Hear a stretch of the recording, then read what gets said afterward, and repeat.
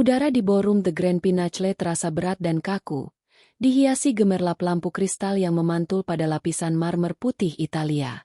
Malam ini adalah perayaan ulang tahun ke-60 nyonya besar keluarga Danuja, Ratna. Pesta ini bukan hanya perayaan usia, melainkan pameran kekuasaan. Karangan bunga impor yang menjulang setinggi 2 meter, sampahnya seharga ribuan dolar per botol, dan deretan tamu yang namanya terukir di papan atas bisnis dan politik ibu kota. Di tengah lautan gaun desainer dan jas mahal, berdiri Anya Aditama. Ia mengenakan shift dress sutra berwarna deep emerald yang memeluk tubuhnya dengan elegan pilihan yang bersahaja namun berkelas. Kontras dengan gaun-gaun balgaun berlebihan yang dikenakan sebagian besar sosialita. Anya, yang juga seorang profesional sukses, memiliki karisma yang tenang, yang seringkali salah diartikan oleh ibu mertuanya, Ratna, sebagai kelemahan atau bahkan kepasifan. Ratna, sang bintang malam, tampak memukau dalam balutan gaun kutur berwarna perak yang didominasi oleh kalung berlian 3 karat yang memancarkan kilauan arogan.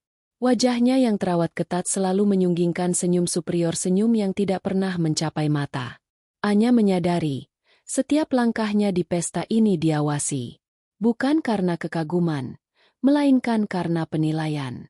Sejak menikah dengan Rian Pradipta, putra tunggal Ratna, Anya tidak pernah diterima sepenuhnya. Bagi Ratna, Anya adalah anomali, menantu yang berpendidikan tinggi, mandiri finansial, namun tidak berasal dari dinasti konglomerat tua sepertinya. Ratna selalu memastikan Anya tahu tempatnya, biasanya melalui komentar menusuk yang disampaikan dengan suara lembut. "Manis, bisnismu itu lucu sekali, ya? Seperti mainan kecil di samping perusahaan kita." Malam itu, Anya membawa hadiahnya. Hadiah ini bukan tentang harga, meskipun nilainya fantastis. Hadiah ini tentang emosi, tentang upaya menjangkau hati Ratna yang beku. Setelah pidato singkat dan dingin dari Rian yang terlihat tidak nyaman dan selalu menghindari tatapan mata ibunya, tiba saatnya sesi pemberian hadiah yang dinanti-nanti. Dan kini, suara pembawa acara menggema.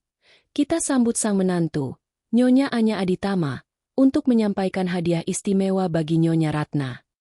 Anya melangkah maju. Tangannya memegang kotak kayu persegi panjang yang ditutup bludru biru tua. Tiba-tiba, jantungnya berdebar kencang. Ini adalah momen terakhirnya untuk mencoba kedamaian. "Bu Ratna," suara Anya terdengar lembut namun jelas di mikrofon. "Selamat ulang tahun. Saya tahu ibu memiliki segalanya. Jadi saya tidak mencari barang yang paling mahal. Saya mencari sesuatu yang tak ternilai harganya bagi ibu secara pribadi." Ratna tersenyum tipis, meremehkan. "Oh, dear. Aku harap itu bukan resep masakanmu yang biasa itu, ya?" Tawa pelan muncul dari beberapa tamu, namun Anya hanya tersenyum menanggapi ejekan itu. "Ini adalah kenangan, Bu," lanjut Anya. "Kenangan dari masa lalu yang indah." Anya membuka kotak kayu itu. Di dalamnya, terbungkus kain sutra, terbaring sebuah lukisan cat minyak berbingkai emas klasik. Ini bukan lukisan modern, tapi sebuah karya aliran impresionis Indonesia yang dibuat oleh seniman lokal yang sangat dicintai oleh mendiang ayah Ratna. Anya menghabiskan 6 bulan menelusuri galeri, menghubungi kolektor pribadi, dan akhirnya memenangkan lukisan itu dalam pelelangan tertutup. Lukisan itu menggambarkan pemandangan sawah di sore hari, dengan gradasi warna ungu dan emas yang sangat tenang. Lukisan itu dikenal dengan judul "Senja di Pematang". Saat lampu spotlight menyorotnya, para tamu berbisik kagum. Mereka mengenali gaya seniman tersebut, yang kini karyanya hampir punah di pasaran. Ratna mencondongkan tubuh ke depan, matanya menyipit penuh kecurigaan. Ia meraih lukisan itu, memegangnya dengan ujung jari seolah itu kotor. Ia mendekatkan wajahnya, mencari cacat, mencari kebohongan. Keheningan menggantung, jauh lebih tegang daripada kehebohan di awal pesta. Mata Anya penuh harap, menantikan kilasan emosi, sedikit sentuhan kerinduan, atau bahkan hanya sedikit senyum tulus dari Ratna. Harapan itu segera hancur berkeping-keping. Wajah Ratna tiba-tiba berubah. Bukan menjadi terharu, melainkan menjadi kemarahan yang membakar. Lukisan itu mungkin mengingatkannya pada masa lalu yang ia coba kubur, Atau mungkin dia hanya marah karena hadiah itu tidak berteriak, uang tunai, seperti yang ia inginkan. Apa ini? Ratna menjerit nyaring. Suaranya menusuk gendang telinga, memecah keheningan dengan kejutan yang mematikan. Tamu-tamu tersentak mundur. Ini cuma sampah lusuh berbingkai usang. Kau pikir aku tidak mampu membeli karya seni yang layak? Anya? Kau memberiku benda kusam ini? Barang bekas dari pasar loak yang kau klaim sebagai warisan?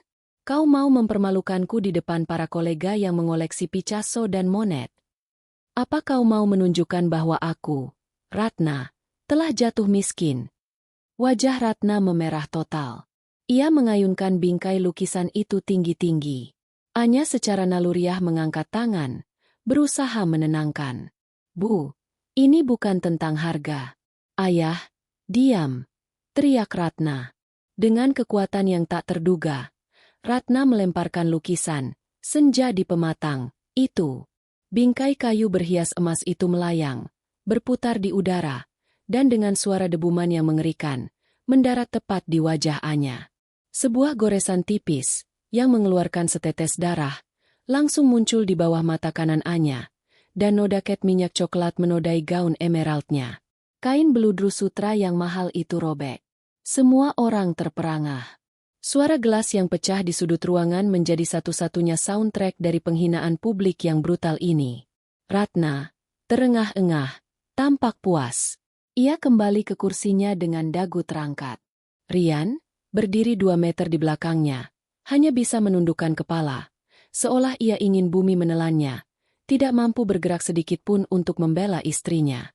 Anya tidak menangis. Ia tidak berteriak. Ia merasakan sakit fisik dari hantaman itu dan sakit yang jauh lebih dalam dari pengkhianatan harapan. Ia perlahan-lahan menyentuh wajahnya, lalu mengusap noda darah dan cat minyak dengan punggung tangannya. Ia melihat ke bawah, di mana bingkai lukisan itu tergeletak pecah. Keindahan sawah di dalamnya terfragmentasi. Anya menghela napas panjang, napas yang penuh dengan kekecewaan yang sudah basi, tetapi juga terisi dengan sesuatu yang baru, sesuatu yang dingin dan tajam. Ia membungkuk, mengambil pecahan bingkai dan lukisan itu dengan tangan kosong, tanpa memedulikan serpihan kayu. Ia menatap lurus ke mata Ratna, mata yang kini bersinar penuh kemenangan. Dan di tengah kepingan lukisan yang hancur, Anya menampilkan senyum. Itu adalah senyum yang sangat tipis, tidak ada kehangatan sama sekali, hanya janji yang keras dan dingin. Baik, Bu, katanya. Suaranya tenang dan pelan, namun mampu didengar oleh keheningan ruangan. Saya mengerti. Terima kasih atas penerimaannya. Anya berbalik, mengabaikan gumaman dan tatapan ratusan pasang mata. Ia berjalan keluar dari ballroom The Grand Pinacle, meninggalkan noda darah dan cat di belakangnya, tetapi membawa serta harga diri yang terhina dan rencana pembalasan yang baru lahir dan terasa sangat, sangat manis. Dia tersenyum, menghela napas, dan meninggalkan panggung. Pesta telah berakhir. Permainan baru saja dimulai. Mobil limousine hitam itu meluncur senyap membelah malam. Di kursi belakang, Anya Aditama duduk tegak, bahkan setelah dia mengganti gaun emerald yang bernoda darah kering dan cat minyak dengan setelan piyama sutra hitam yang jauh lebih fungsional. Goresan tipis di bawah matanya terasa perih, bukan hanya karena luka fisik, tetapi karena ia baru saja menyaksikan kehancuran tulusnya yang terakhir. Anya tidak menangis. Air mata terasa terlalu murah untuk sepasang mata yang telah melihat sejelas ini. Di sebelahnya, Rian Pradipta mencoba meraih tangannya. Anya, aku sungguh minta maaf. Mama dia memang selalu begitu. Besok aku akan bicara dengannya. Sungguh. Aku janji. Anya menarik tangannya perlahan, seolah sentuhan Rian adalah sesuatu yang menjijikan. Ratna tidak, selalu begitu, Rian. Suaranya serak namun penuh ketegasan yang dingin. Ratna memilih untuk menjadi monster di hadapan 100 tamu penting, hanya untuk mempermalukan menantunya. Dan kau? Rian tersentak. Kau membeku, lanjut Anya, menatap lurus ke kegelapan di luar jendela. Kau putra tunggalnya, dan kau membiarkan bingkai itu mendarat di wajah istrimu. Jangan pernah katakan, aku janji, lagi padaku. Janji adalah kata kosong yang hanya bisa dibayar dengan tindakan. Saat mobil berhenti di rumah mereka, sebuah rumah mewah yang sebenarnya adalah hadiah dari Ratna. Ironisnya Anya sudah menjadi sosok yang sama sekali berbeda dari menantu yang sabar. Dia adalah Anya Aditama, penasihat korporat lintas batas yang ditakuti karena ketajaman hukum dan keahlian finansialnya. Seorang wanita yang dapat menjatuhkan sebuah perusahaan dalam semalam hanya dengan menekan beberapa tombol. Ratna tidak pernah tahu sisi ini. Ratna hanya melihat Anya sebagai istri Rian, seorang manajer kecil di perusahaan rintisan. Anya berjalan lurus menuju ruang kerjanya, sebuah ruangan minimalis yang terisolasi dari kemewahan rumah. Rian mengikutinya, tampak bingung dan tertekan. Anya, apa yang akan kau lakukan? Kau mau pergi? Anya duduk di kursi kulitnya yang ergonomis, menyalakan layar triple monitor miliknya. Cahaya biru memantul di mata tajamnya. Pergi? Tidak. Rian, aku sudah lama pergi dari kehidupan yang penuh penghinaan ini. Sekarang, aku akan mengambil apa yang menjadi hakku. Dia tidak menjawab Rian lebih jauh. Jemarinya mulai menari di atas keyboard. Kau tahu, Rian, kata Anya, matanya terpaku pada data yang meluncur di layar. Grup Danuja itu seperti teater. Megah dari luar, tapi di balik tirai, banyak benang kusut. Selama ini, Ratna mengandalkan satu hal untuk mendanai gaya hidup angkuhnya. Manipulasi arus kas pada anak perusahaan di luar negeri yang luput dari pantauan OJK. Itu adalah rahasia kotor yang hanya diketahui olehnya dan kepala keuangan yang ia bayar mahal. Rian hanya bisa menelan ludah. Apa yang kau katakan? Aku mengatakan, Anya mendengus tanpa menoleh, bahwa aku bekerja di firma yang sama dengan auditor grup Danuja. Aku tahu username dan password dari database mereka. Aku sudah tahu rencana jahat ini 6 bulan lalu, tapi aku menyimpannya. Aku berharap Ratna akan berubah, sehingga aku tidak perlu mengotori tanganku. Dia menggeser layar dan menunjukkan sebuah dokumen hukum yang rumit. Ini adalah memorandum toxic debt. Jika bocor, kepercayaan investor global akan hancur dalam hitungan jam, dan grup Danuja akan menjadi bangkai kapal yang menunggu tenggelam. Kau tidak mungkin melakukan ini, Anya. Bisik Rian, putus asa. Ini bisnis keluargaku. Anya akhirnya berbalik. Tatapannya begitu dingin hingga terasa seperti membakar. Keluargamu? Rian, apakah kau ingat berapa kali ibumu membandingkan perutku dengan rahim kuda pacuan yang harus segera melahirkan pewaris? Apakah kau ingat bagaimana dia menertawakan ibuku saat meninggal? Menyebutnya, wanita kampung yang tidak tahu etika? Aku sudah mencoba menjadi istrimu, menjadi menantu yang baik. Kemarin, aku memberikan bagian dari jiwaku dalam bentuk lukisan ayah Ratna, dan dia melemparnya ke wajahku. Itu adalah batasnya. Anya kembali ke layarnya. Dia mengetik beberapa baris kode yang rumit dan menekan enter. Tepat pada pukul 3 pagi, jelas Anya, suaranya kini bersemangat seperti jenderal yang sedang melancarkan serangan. Data ini akan dienkripsi ulang dan diteruskan ke regulator pajak internasional. Pada saat yang sama, timku di London akan mengirimkan email anonim kepada 10 pemegang saham terbesar grup Danuja. Mereka akan panik. Mereka akan menjual sahamnya sebelum pasar buka. Rian menjerit pelan. Ratna akan hancur. Dia akan kehilangan segalanya. Itu tujuanku. Anya mengakui tanpa rasa bersalah. Dia akan bangun besok pagi dan menyadari bahwa kekayaan yang selama ini membuatnya sombong kini menguap, ditarik oleh tangan yang dia anggap lemah. Hadiah yang dia tolak, kini akan ia bayar dengan seluruh kekaisarannya. Kemudian, Anya menatap Rian untuk terakhir kalinya. Ini adalah momen krusial yang menentukan nasib pernikahan mereka. Rian, katanya, aku tidak butuh laki-laki yang bersembunyi di balik dasi mahalnya saat istrinya dihina. Kau tahu Ratna tidak bisa diubah. Kau tahu aku sudah mencapai batas. Malam ini, aku akan merebut kehormatanku. Besok, seluruh dunia akan tahu siapa aku, dan siapa Ratna. Aku tidak memintamu memilih antara aku dan ibumu, karena aku sudah tahu jawabannya selama ini. Tapi ini adalah ultimatumku. Jika kau ingin tetap bersamaku, Kau harus berdiri di sisiku besok pagi. Kau harus mendukung setiap langkahku, di depan umum dan di depan Ratna. Jika kau masih ragu dan membela dia, maka kau tidak akan hanya kehilangan ibumu, kau akan kehilangan aku, dan kau akan kehilangan harga diri yang tersisa di dirimu. Anya menutup laptopnya. Permintaan ekstradisi data telah terkirim. Jarum jam menunjukkan pukul 2.45. Di luar, Fajar hampir menyingsing. Dia telah menanam bom waktu di kaki grup Danuja, dan Ratna adalah orang yang memegang detonatornya.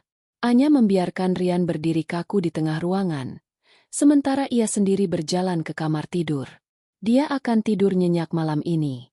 Saat mentari terbit, dunia akan melihat kehancuran Ratna, dan kebangkitan Anya Aditama yang sesungguhnya. Matahari baru saja menyapa ibu kota. Tetapi bagi Nyonya Ratna, fajar ini terasa seperti kemenangan yang tertunda. Ia terbangun di ranjang sutra, menikmati sisa-sisa euforia dari pesta semalam. Ia menyesap teh Earl Grey-nya yang mahal, tersenyum sinis mengingat wajah terkejut para tamu ketika ia melemparkan bingkai lusuh itu. Penghinaan terhadap Anya Aditama telah menahbiskan kembali kekuasaannya, menegaskan bahwa tidak ada yang berani menantang kedaulatan Ratna Danuja. Ia merasa ringan, puas, dan haus akan pujian pagi hari dari para bawahannya. Namun, kedamaian itu hanya bertahan hingga pukul 7 pagi, saat telepon Ratna berdering dengan nada darurat yang hanya digunakan oleh kepala keamanannya. "Ada apa?" Ratna membentak. Kesabarannya tipis setelah tidurnya terganggu. Di ujung sana, suara Tuan Edward, kepala keuangan grup Danuja, terdengar tercekik. "Nyonya Ratna, ada masalah serius. Kami tidak bisa mengakses dana operasional harian. Rekening offshore utama kami membeku. Ada lockdown internal yang dipicu oleh otoritas pajak Eropa. Ini belum pernah terjadi." Ratna bangkit dari ranjang. Darahnya berdesir.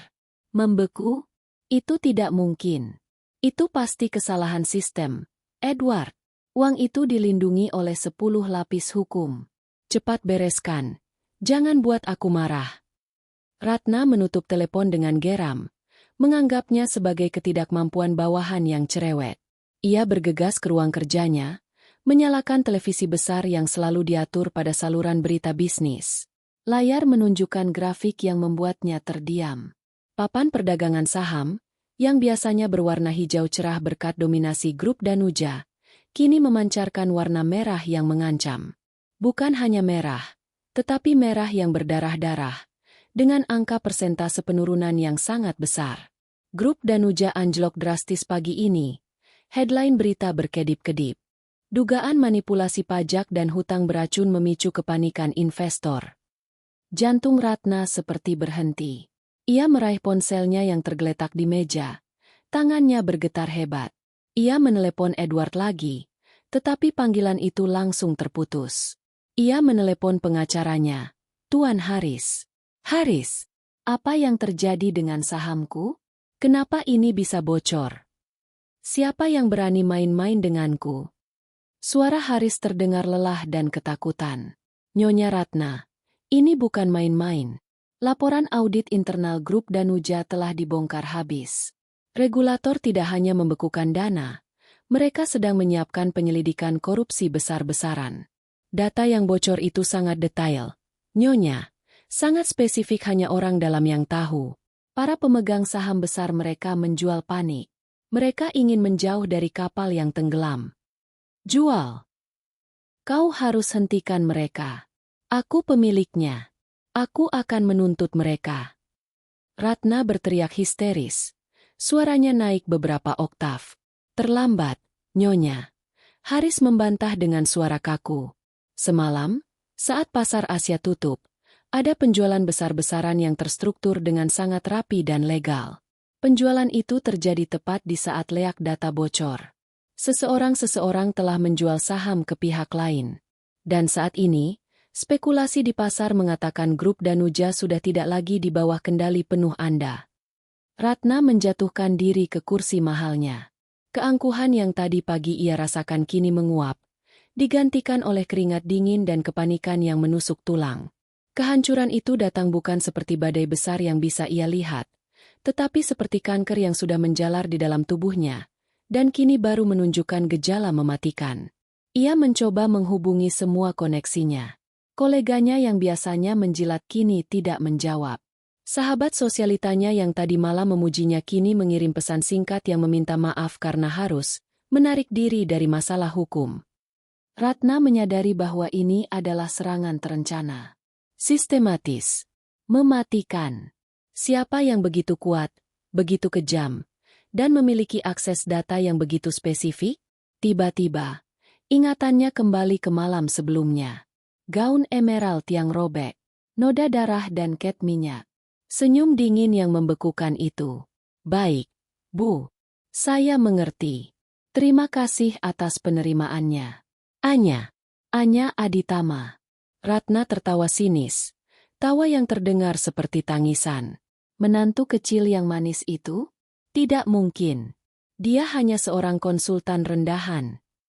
Namun, pikirannya langsung dipenuhi dengan semua informasi yang ia dapatkan. Akses data auditor. Penjualan saham yang sangat terstruktur. Pengetahuan persis tentang titik lemah perusahaan. Semua jejak itu menunjuk pada satu profesi. Satu jaringan yang sangat kuat. Jaringan yang dimiliki oleh seorang wanita cerdas yang sudah lama ia remehkan. Ratna bangkit. Wajahnya kini bukan lagi dipenuhi amarah, tetapi oleh campuran kengerian dan dendam. Ia berbalik dan melihat Rian. Rian berdiri di ambang pintu, kaku dan pucat. Ia tidak berbicara. Ia hanya melihat ibunya hancur berkeping-keping. Ratna melihat mata Rian dan menyadari bahwa Rian tahu. Kau tahu tentang ini, kan, Rian? Ratna mendesis. Melangkah mendekat seperti predator yang terluka. Kau sudah tahu? Istri bodohmu yang kau bela itu yang melakukan ini pada ibumu. Rian menatap lantai. Aku hanya tahu dia memberimu kesempatan terakhir. Kesempatan untuk bersikap layaknya manusia tadi malam. Kau melemparnya. Dia hanya mengambil kembali apa yang dia korbankan dan semua yang kau gunakan untuk merendahkannya. Jawaban Rian, yang dipenuhi keputusasaan namun juga sedikit kejujuran, adalah penegasan terakhir bagi Ratna. Ratna menggeleng, air mata mulai mengalir, bukan karena kesedihan, melainkan karena kemarahan yang membara. Dia akan membayar ini. Dia akan menyesal telah lahir. Dia akan kehilangan semua yang dia cintai. Dia tidak akan mengambil apa-apa dariku. Ratna berbalik. Bergegas keluar dari ruang kerjanya yang kini terasa seperti markas perang yang hancur. Ia tidak memikirkan pengacara atau pasar saham lagi. Fokusnya tunggal, menemukan Anya Aditama. Sementara itu, di kamar tidur, Anya, yang sudah berpakaian lengkap dan rapi, melihat ponselnya. Sebuah pesan masuk. Target utama telah beranjak dari sarangnya. Bergerak menuju markas utama. Anya tersenyum. Bukan lagi senyum dingin, tapi senyum puas. Perhitungan telah selesai. Sekarang saatnya pertarungan langsung. Ratna datang, dan Anya siap menyambutnya di babak penentuan. Kantor pribadi Anya Aditama terletak di lantai teratas gedung pencakar langit yang berbeda dari Menara Danuja, tempat yang lebih modern, lebih bersahaja, namun memancarkan kekuasaan yang jauh lebih absolut. Anya duduk di balik meja kacanya yang minimalis. Menikmati kopi hitam dengan tenang. Di depannya, terhampar dokumen-dokumen tebal yang ditandatangani oleh berbagai firma hukum, membuktikan bahwa apa yang ia rencanakan semalam telah dieksekusi dengan sempurna. Tepat pukul 10.30 pagi, keheningan di kantornya pecah. Pintu double kayu eboni itu dibuka secara paksa oleh Ratna. Ratna tidak lagi terlihat seperti grande dame yang elegan. Rambutnya sedikit acak-acakan. Riasannya luntur karena air mata dan keringat, dan wajahnya dipenuhi amarah yang hampir gila.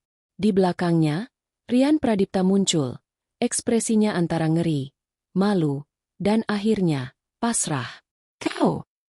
Ratna menjerit, menunjuk Anya dengan jari gemetar. Dasar wanita ular! Kau meracuni hidupku.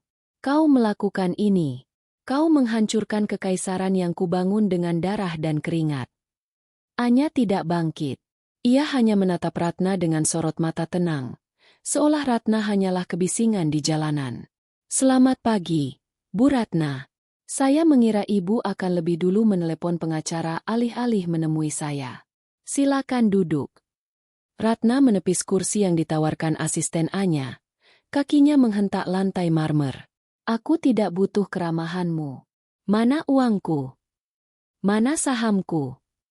Kau tidak bisa melakukan ini. Aku akan menuntutmu. Aku akan memenjarakanmu seumur hidup. Anya menyandarkan punggungnya, mengambil jeda sebentar.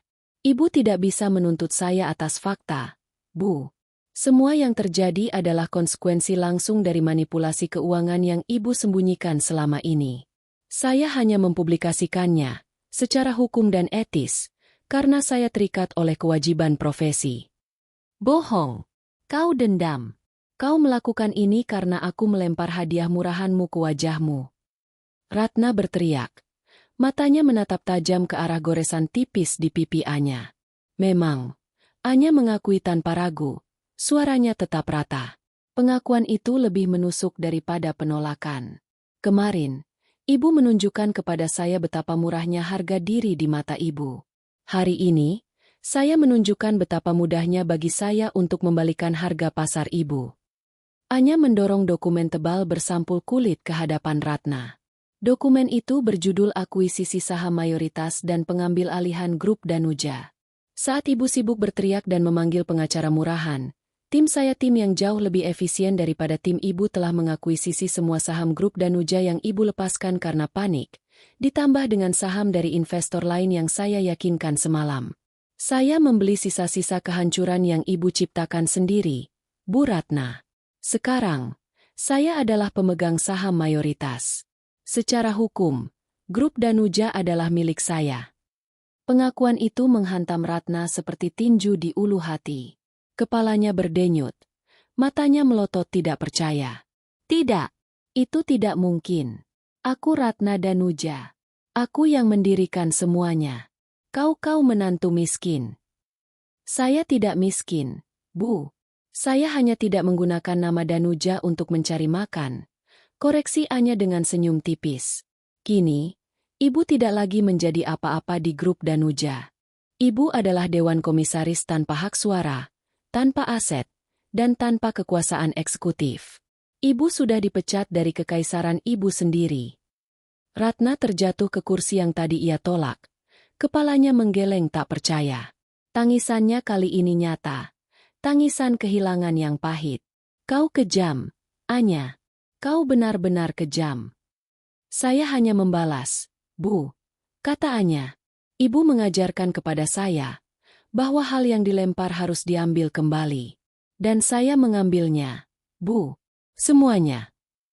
Anya kemudian memfokuskan tatapannya, kini tajam dan menuntut, pada Rian Pradipta yang diam membisu di samping Ratna. Rian terlihat seperti mayat hidup, terperangkap di antara dua wanita yang memancarkan energi berlawanan, ibunya yang hancur dan istrinya yang sedang mencapai puncak kekuasaan. Rian. Panggil Anya. Suaranya memotong ketegangan. Ini adalah momen yang ditunggu-tunggu. Penentu akhir bagi nasib pernikahan mereka. Rian mendongak. Matanya memohon. Kau melihat semua yang terjadi, lanjut Anya. Kau melihat siapa Ratna sebenarnya. Dan kau melihat siapa aku. Tadi malam aku memberimu ultimatum. Sekarang, di hadapan ibumu, dan di hadapan dokumen yang membuktikan bahwa aku adalah pemilik sejati dari semua yang ia anggap berharga, kau harus membuat pilihan. Ini bukan lagi tentang uang atau perusahaan. Ini tentang integritas dan martabat. Anya menunjuk ke arah Ratna yang terisak. Jika kau memilih dia, Rian, karena dia adalah ibumu, maka kau akan kehilangan aku dan kau akan menjadi anak buahku di perusahaan ini. Kau akan menerima perintah dariku. Dan kau akan hidup dalam bayang-bayang kegagalan ibumu. Aku akan memberimu surat cerai hari ini juga. Anya kemudian menunjuk ke sisinya, ke dokumen di meja. Atau, kau memilihku. Kau berdiri di sisiku sekarang, Rian. Kau menerima kenyataan bahwa ibumu telah membuat pilihan yang menghancurkannya. Kau membuktikan bahwa kau adalah pasangan yang layak dan kau akan membantuku membangun kekaisaran ini, bersama. Ini adalah keputusan publikmu. Sekarang, pilihlah. Ratna mengangkat kepalanya. Air mata menetes. Mata penuh harapan, memohon pada anaknya. Rian nak, jangan tinggalkan ibumu. Dia monster. Tapi dia ibumu. Kau tidak bisa memilih wanita gila ini. Rian menatap Ratna, melihat kebrutalan dan keegoisan yang telah menghancurkan keluarganya. Dan ia menatap Anya, melihat kekuatan dan kejelasan visi yang tak tertandingi. Rian mengambil napas dalam-dalam. Itu adalah napas penyesalan, namun juga kelegaan. Ia melangkah maju, tidak ke arah ibunya, tetapi ke sisi Anya. Ia meletakkan tangannya di bahu Anya, sebuah tindakan dukungan yang tidak pernah ia lakukan di pesta semalam. Aku memilih Anya, kata Rian. Suaranya bergetar namun tegas. Cukup, Ma. Semuanya sudah berakhir. Kau telah melewati batas terakhir. Dan aku sudah memilih jalanku. Ratna menjerit. Itu adalah jeritan yang jauh lebih menyakitkan daripada saat dia melemparkan bingkai. Dia tidak hanya kehilangan hartanya, dia kehilangan putranya. Anya menyambut sentuhan Rian. Senyum kemenangan kini sedikit melunak karena ada dukungan nyata di sisinya. Ia memanggil asistennya.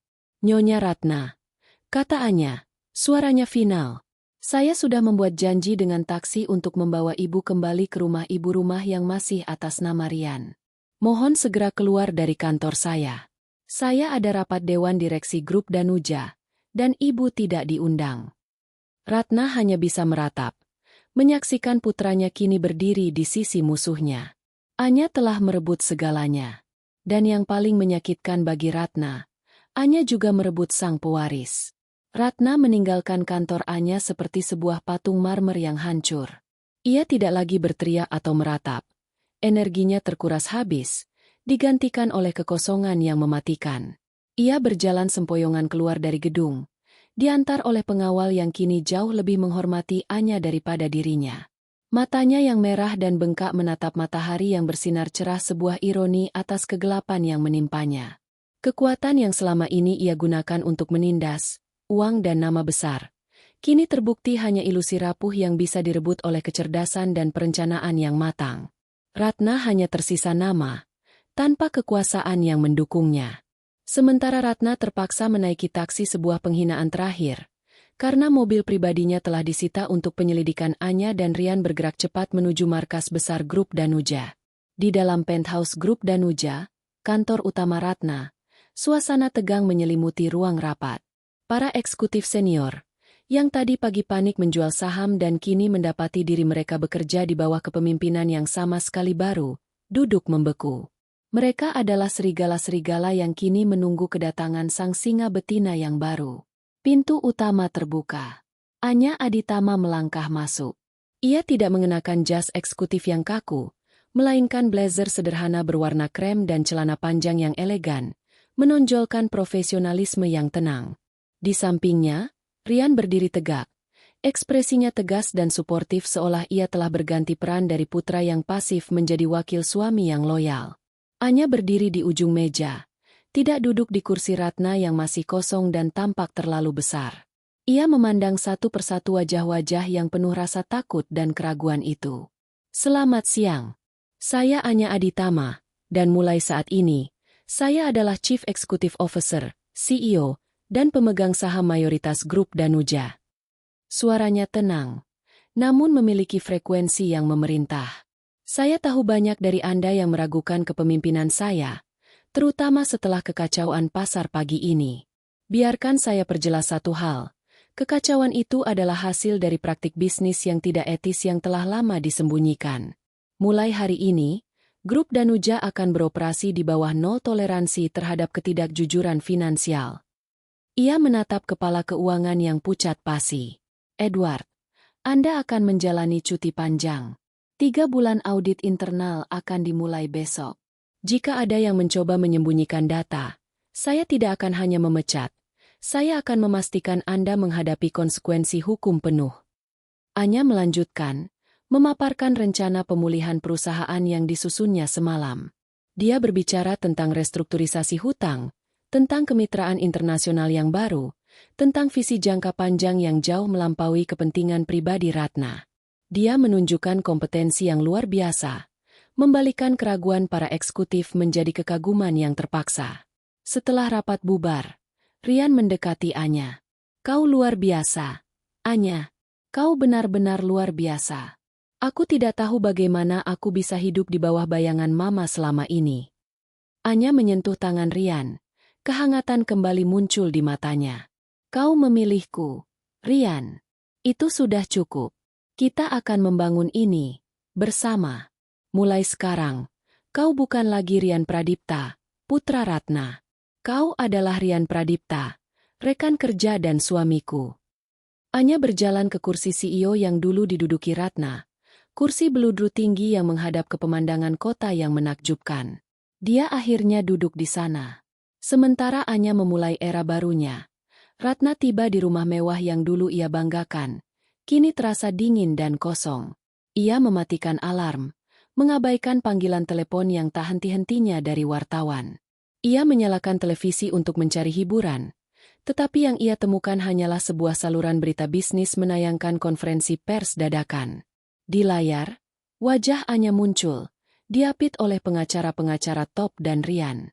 Anya mengumumkan rencana grup Danuja untuk beralih ke transparansi total dan etika yang kuat. Ratna tersentak. Di belakang Anya, di dinding ruangan konferensi yang megah, ia melihat lukisan yang baru dipasang. Bukan sembarang lukisan, tetapi lukisan senja di pematang, lukisan yang ia lempar ke wajah Anya. Lukisan itu kini dibingkai ulang dengan indah dan dipajang sebagai simbol transisi grup Danuja. Penyesalan akhirnya menampar Ratna. Bukan penyesalan karena kehilangan uang, tetapi penyesalan karena kehilangan momen. Ia mengingat senyum tulus Anya, usaha terakhir Anya untuk membangun jembatan emosional. Ia mengingat bagaimana ia menukar ketulusan itu dengan penghinaan publik. Kini, lukisan itu, yang melambangkan ingatan mendiang ayahnya dan ketulusan menantunya, dipajang oleh musuhnya di singgasana yang ia yakini abadi.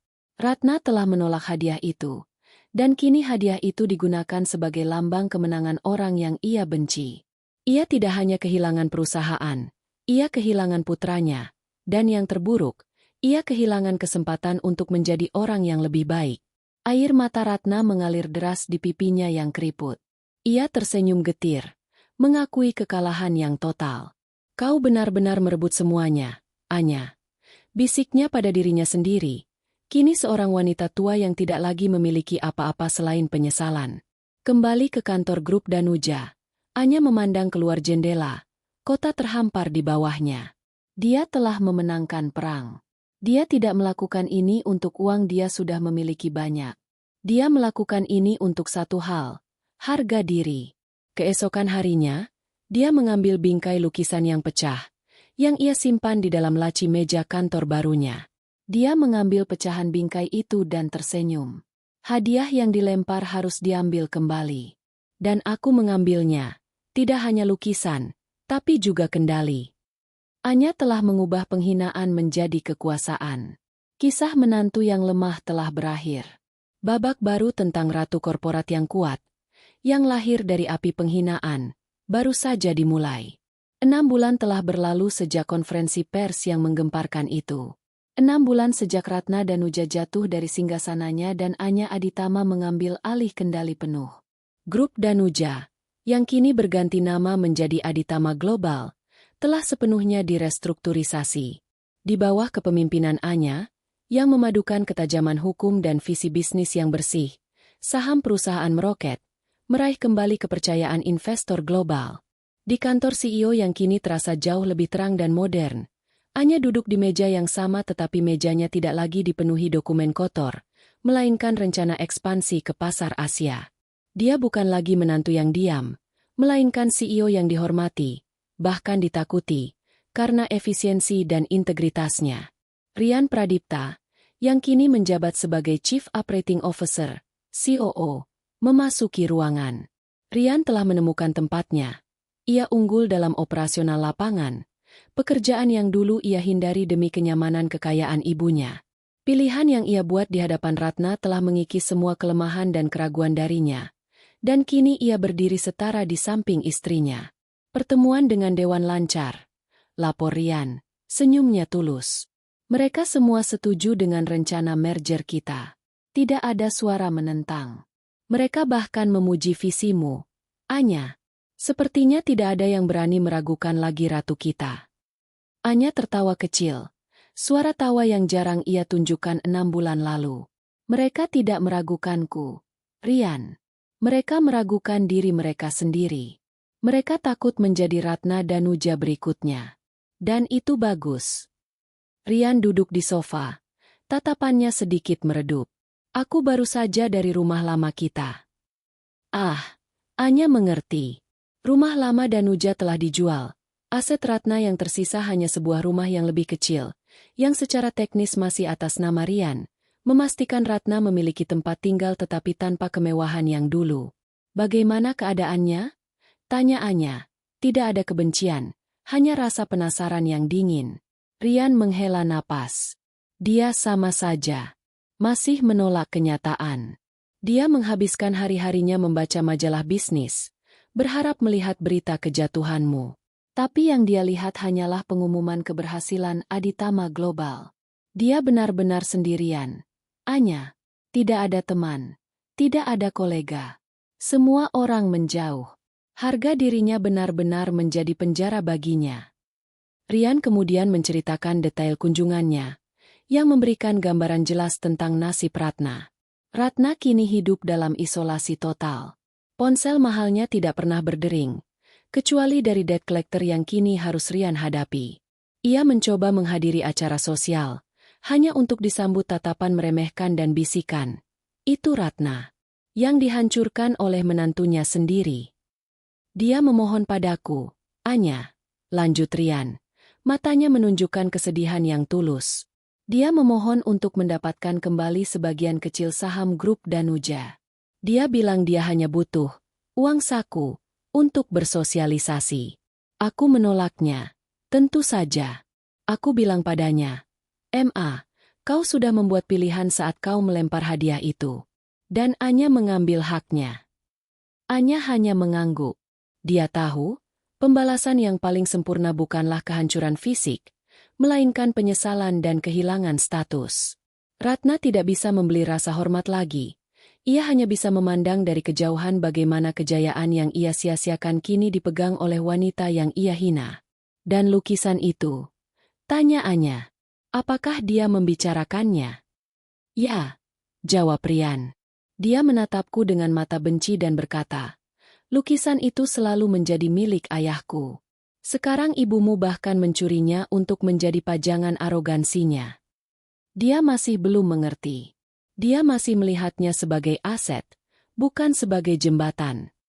Anya bangkit dari kursinya, berjalan ke dinding di mana lukisan, senja di pematang, kini tergantung dengan bingkai emas baru yang menawan.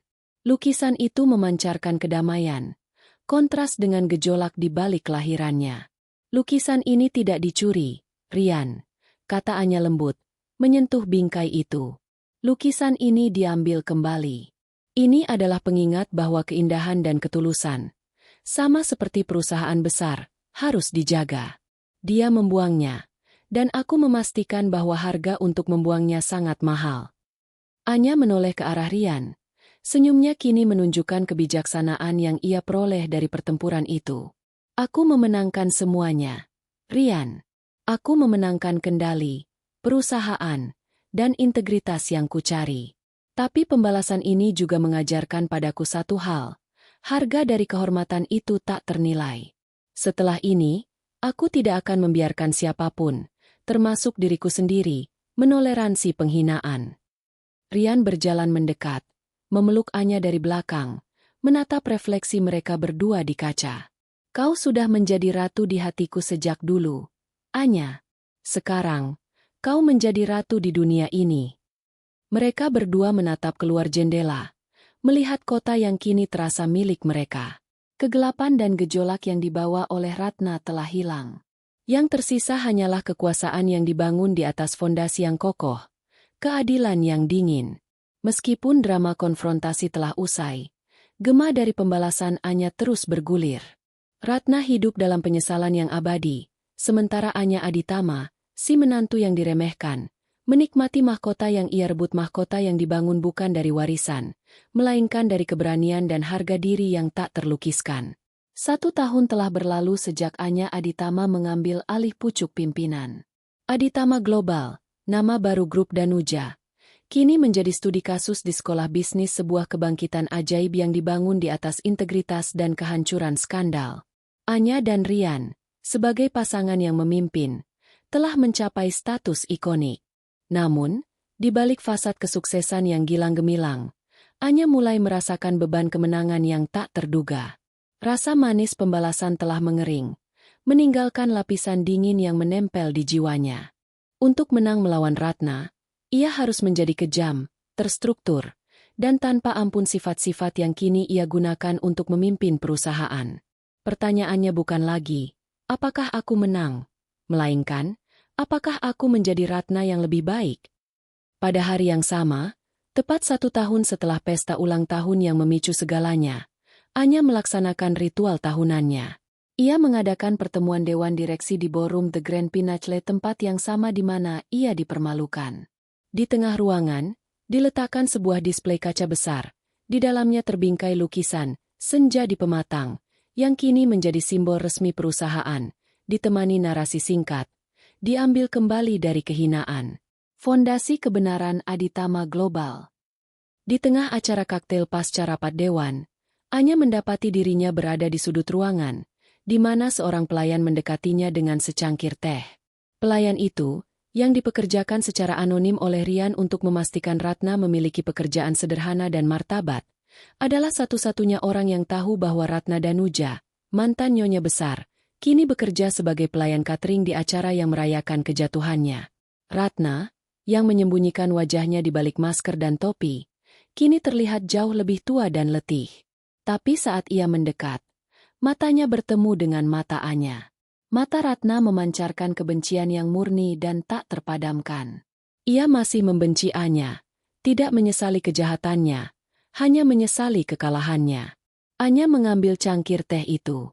Di tangan Ratna yang gemetar, cangkir itu bergetar. "Kau terlihat baik, Ratna," bisik Anya. Suaranya pelan sehingga hanya mereka berdua yang bisa mendengar. Itu bukan ejekan, tapi pengamatan yang dingin. Ratna membalas. Suaranya serak dan tajam seperti pecahan kaca. "Neraka ini adalah ulahmu, pelacur culas. Kau mencuri hidupku. Kau merusak anakku.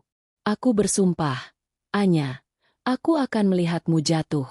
Aku akan menunggu di sudut ini sampai kau hancur." Anya menyesap tehnya. Ia melihat ke sekeliling ruangan, di mana Rian tersenyum bangga, para eksekutif mengangguk hormat, dan lukisan, senja di pematang, bersinar. Ia tidak marah pada sumpah Ratna. Kebencian Ratna kini terasa sepele, hanya gema yang menyakitkan. "Dulu, ibu ingin aku pergi," kata Anya, menatap cangkir tehnya. "Sekarang, ibu ingin aku jatuh. Sayangnya, saya tidak akan pergi, dan saya tidak akan jatuh. Ibu mengajarkan kepada saya bagaimana membangun baja yang cukup keras untuk menahan ibu. Dan baja itu, Ratna, telah menjadi perisai saya. Ini adalah mahkota yang ibu tolak. Dan sekarang mahkota ini adalah milik saya." Anya meletakkan cangkir kosong itu di nampan Ratna. "Terima kasih atas pelayanannya." Ratna berdiri kaku, menyaksikan Anya pergi. Ia kalah, bukan hanya karena hukum dan finansial, tetapi karena Anya telah mengalahkan amarahnya dengan ketenangan yang mematikan. Ratna menyadari, ia tidak hanya kehilangan aset, ia kehilangan satu-satunya alat yang ia miliki, kendali emosional. Malam itu, setelah pulang ke penthouse mereka, Anya berdiri di balkon. Rian datang memeluknya. "Apa yang kau pikirkan?" tanyanya lembut. "Aku memikirkan Ratna," jawab Anya jujur. "Aku memenangkan perusahaan. Aku memenangkanmu. Aku memenangkan harga diriku. Tapi saat aku melihat kebencian di matanya hari ini, aku menyadari, pembalasan memang menghasilkan keadilan, tapi tidak pernah kedamaian. Kebenciannya seperti bayangan yang akan selalu mengikutiku." "Rian," Ini adalah harga yang harus kubayar untuk mahkota ini. Rian membalikkan tubuh Anya, menatap matanya dalam-dalam. Tidak, itu bukan bayanganmu. Anya, itu adalah bayangan Ratna sendiri. Kita memenangkan perang, tetapi kita tidak akan membiarkan perang itu mengubah kita menjadi monster. Mulai sekarang, kita hidup untuk membangun, bukan untuk membalas. Anya menghela napas, melepaskan ketegangan yang ia pegang selama setahun terakhir. Ia meraih tangan Rian. Keesokan harinya, Anya membuat keputusan terakhir yang mengakhiri semua keterkaitan mereka. Ia mengumumkan bahwa rumah kecil yang ditinggali Ratna, yang masih atas nama Rian, akan diserahkan kepada Yayasan Amal yang membantu wanita korban kekerasan emosional. Sebuah langkah yang memastikan Ratna tidak lagi memiliki ikatan finansial, memaksa Ratna untuk sepenuhnya mandiri dari sisa-sisa kemurahan hati mereka. Ratna akan hidup dari upahnya, sepenuhnya terpisah dari kekayaan yang pernah ia gunakan untuk menghancurkan orang lain. Anya tidak lagi peduli dengan penyesalan Ratna. Yang ia pedulikan adalah babak berikutnya. Lukisan, senja di pematang, kini tergantung di kantornya, tidak lagi sebagai simbol pembalasan, tetapi sebagai lambang integritas. Anya Aditama, sang ratu korporat, kini memandang ke depan, menyadari bahwa kehancuran Ratna hanyalah prolog dari kisah yang jauh lebih besar. Kehidupan baru telah dimulai, dan meskipun bayangan masa lalu mungkin melintas, Anya kini memiliki kekuatan dan pasangan untuk menatap semua badai yang akan datang. 2 tahun telah berlalu sejak Anya Aditama mengambil alih pucuk pimpinan. Aditama Global tidak hanya pulih, melainkan melonjak, menjadi salah satu konglomerat paling transparan dan inovatif di Asia. Anya dan Rian kini adalah pasangan emas yang dihormati. Citra kesuksesan yang dibangun di atas integritas yang teguh kontras mutlak dengan dinasti Ratna yang penuh rahasia. Pagi itu, di kantor CEO yang kini dirancang ulang dengan penuh gaya, Anya menyelesaikan penandatanganan kesepakatan merger triliunan rupiah. Ia melakukan semuanya dengan ketenangan seorang ratu yang yakin atas singgasananya. Rian, suaminya dan tangan kanannya, kini benar-benar menjadi pilar kekuatannya, menambatkan Anya pada sisi kemanusiaannya.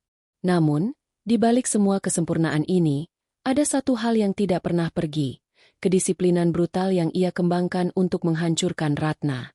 Baja di jiwanya tidak pernah melunak. Kau terlalu banyak minum kopi, bos. Rian tersenyum, meletakkan cangkir teh hangat di meja Anya. Anya menyandarkan punggungnya, memijat pangkal hidungnya.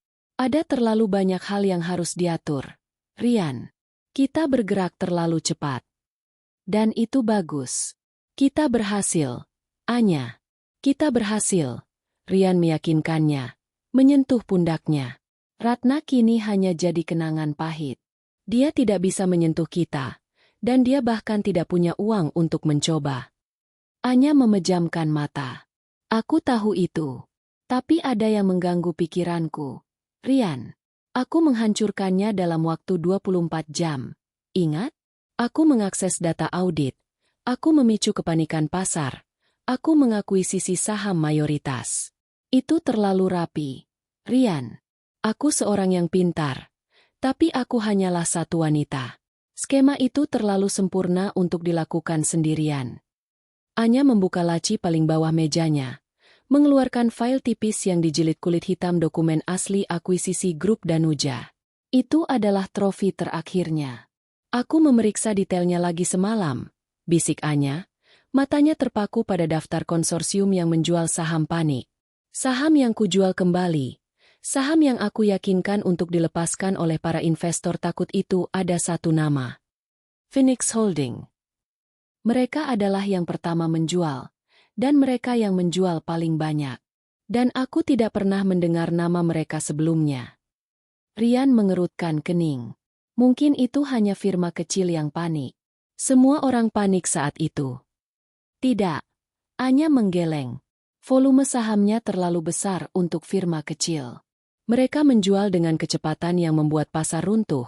Tapi anehnya, mereka tidak rugi. Mereka adalah pemain pertama yang keluar. Dan mereka melakukannya tanpa jejak. Aku hanya seorang penasihat hukum yang dendam. Rian. Aku punya koneksi. Tapi untuk memicu kekacauan sebesar itu, aku butuh lebih dari sekadar koneksi. Aku butuh keuntungan yang terorganisir. Anya melacak baris-baris nama penasihat hukum yang menangani proses transfer di pihak penjual. Di sana, di antara tanda tangan yang rumit, ada satu nama yang dingin, yang dulu ia gunakan sebagai kontak terpercaya untuk mengakses data audit. Seorang rekan yang sangat senior dari firma audit lama Ratna. Aku pikir aku hanya menggunakan dia untuk mendapatkan data. Jelas Anya. Suaranya dipenuhi realisasi yang dingin. Tapi bagaimana jika saat aku sedang buta oleh amarahku, dia juga melihat kesempatan? Kesempatan untuk menghancurkan grup Danuja, bukan untuk keadilan, melainkan untuk keuntungan yang lebih besar. Rasa, greget, yang didambakan Ratna kini hadir dalam bentuk yang berbeda bukan dari musuh yang dikenal, melainkan dari bayangan tak terlihat yang mungkin telah memperalatnya. Anya menyadari bahwa tindakan pembalasan tunggalnya mungkin hanyalah sebuah bagian dari rencana jahat yang lebih besar yang melibatkan pemain-pemain yang jauh lebih besar dan lebih kejam daripada Ratna. Ratna bodoh dan arogan, itu sebabnya dia jatuh, kata Anya, menatap Rian dengan mata penuh kewaspadaan baru.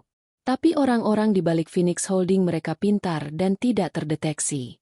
Mereka membiarkanku yang menjadi pemain utamanya. Mereka membiarkanku yang menanggung semua kebencian publik Ratna, sementara mereka membersihkan diri dengan keuntungan besar dan menunggu di balik bayangan. Rian duduk di sebelahnya. Rasa ngeri perlahan merayapinya. Jadi kemenangan kita apakah itu dibangun di atas manipulasi orang lain? Anya menutup file itu, tatapannya kini kembali tajam. Baja yang dulu ia gunakan untuk Ratna kini diarahkan ke horizon yang jauh lebih luas. Mungkin. Tapi satu hal yang pasti, jika ada orang yang menggunakan dendamku untuk keuntungan mereka, mereka telah membuat kesalahan fatal. Karena sekarang, aku tahu rahasia mereka. Dan aku memiliki kekaisaran ini untuk melawan mereka. Ia bangkit dari kursi CEO-nya. Wajahnya menunjukkan tekad baru. Ini bukan lagi tentang Ratna. Ratna hanyalah sebuah pelajaran. Sekarang, ini tentang mempertahankan kekaisaran yang ia rebut dengan tangan berdarah. Aku tidak tahu siapa mereka, atau apa tujuan mereka selanjutnya, kata Anya, berjalan ke jendela, matanya memindai lanskap kota di bawahnya. Tapi mereka membuat satu kesalahan, mereka meninggalkan jejak. Dan di dunia ini, jejak akan selalu mengarahkan kebenaran. Anya tersenyum, bukan senyum kemenangan yang dingin, melainkan senyum tantangan. Pertempuran melawan Ratna adalah prolog. Pertempuran yang sebenarnya. Pertarungan untuk mempertahankan semua yang ia rebut dari bayangan tak terlihat, kini baru saja dimulai. Lukisan, senja di pematang, mungkin tergantung di kantornya, simbol dari keadilan yang sudah ditegakkan. Tetapi mata Anya kini tidak lagi tertuju pada masa lalu, melainkan pada bayangan samar, Phoenix, yang menunggu di masa depan. Rasa ingin tahu itu adalah bahan bakar yang jauh lebih kuat daripada dendam.